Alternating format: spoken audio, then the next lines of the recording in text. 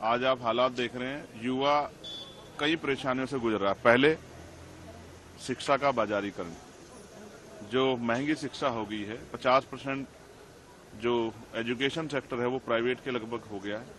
तो अमीर के बच्चे तो पढ़ पा रहे हैं, गरीब के बच्चे नहीं पढ़ पा रहे। उसके बाद भर्ती प्रक्रिया में जिस तरह की खामियां हैं वो भी किससे छिपी हुई नहीं है। पहले तो भर्तियां नहीं आती, भर्ती आ भी जाती हैं तो पेपर लीक हो जाता है। फिर उसमें को एक भर्ती जो शुरू होती है उस 1.5 से 5 साल तक वो भर्ती प्रक्रिया चलती रहती है।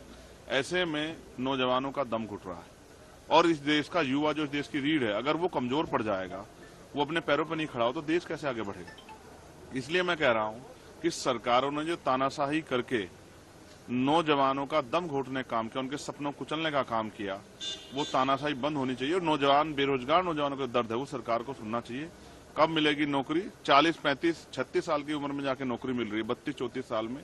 इतनी नौकरी का, जितनी दिनों बाद नौकरी मिल रही है उसके बाद वो इतनी जल्दी रिटायर हो जा रहा है। तो ऐसे में तो जो है नौजवान अपने पैरों पे नहीं खड़ा हो पाएगा तो ये देश तरक्की कैसे करेगा। इसलिए नौजवानों के दर्द के लिए आज मैं, क्योंकि सदन नहीं चल रहा है, तो सदन के बाहर ये तख्ती लेके खड़ा हूं कि नौजवान युवाओं का दर्द समझा जाए और उनके जो है, जैसे 6 महीने में अगर कोई किसी जगह पे सीट रिक्त होती है, चाहे असेंबली की हो या पार्लियामेंट की, तो चुनाव होते हैं, लेकिन बैकलॉग क्यों नहीं भरा जाता।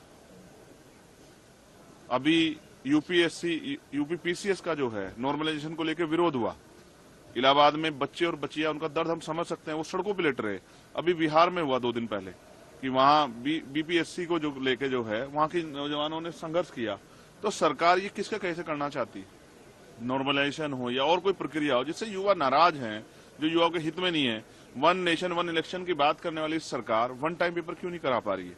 तो इस डबल इंजन की सरकार में जो नौजवानों का दम घुट रहा है, वो जो आत्महत्या कर रहे हैं, इसको लेकर मैं चिंतित हूं। एक युवा होने के नाते मैं उनके दर्द को आपके माध्यम से देश के सामने रखना चाहता हूं, सरकार के सामने रखना चाहता हूं कि सरकार जो उनके दर्द को सुने और उनकी परेशानियां कम करने का काम करे। लेकिन सबसे चिंता का विषय ये है कि इतने दिन हो गए, अभी तक सदन नहीं चल पाया है सुचारू रूप से। आज भी एक बार फिर ऑपोजिशन जो है वो आकर यहाँ पर नारे लगाए, उन्होंने मोदी अडानी भाई भाई इस तरीके के नारे लगे, हर रोज हो रहे।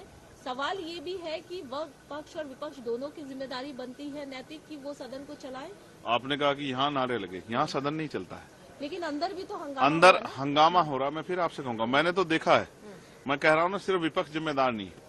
अगर स्पीकर साहब चाहें तो सदन चल सकता है। और कितनी देर विपक्ष हल्ला करेगा? विपक्ष वॉकआउट करके बाहर चला आएगा। लेकिन मैं कहता हूं मिले जुले तौर पे सदन नहीं चला जा रहा। ये दोनों की नैतिक जिम्मेदारी सदन चले। इसमें मैं जिस क्षेत्र से आता हूं उस क्षेत्र की डिमांड्स रखनी है मुझे, उस क्षेत्र के सवाल उठाने हैं। रोज मौके आते हैं, सदन ना चलने के कारण चले जाते हैं। नगीना के लोग परेशान है, वहां का नौजवान, वहां के किसान, वहां की महिलाएं। आज जो है, जो फर्स्ट क्वेश्चन था वो मानव और पशु के संघर्ष पे था। मैंने इस पर सप्लीमेंट्री लगाई थी कि मेरे यहाँ गुलदारों से बहुत लोगों की जान गई है। उत्तर प्रदेश में भेड़ियों ने बहुत सारे लोगों की जान ली है। तो उस पर सरकार से जवाब मांगना था, लेकिन सदन नहीं चला। तो क्या करूं, किसको दोष दूं? मैं समझता हूं कि दोष देने से कुछ फर्क पड़ेगा, हमें अपनी ड्यूटी करनी। इसलिए हम तख्ती ले खड़े हैं कि जो काम अंदर नहीं हो पाया वो बाहर आपके जरिए उसके बाद जो है सरकार तक और देशवासी तक पहुंचे।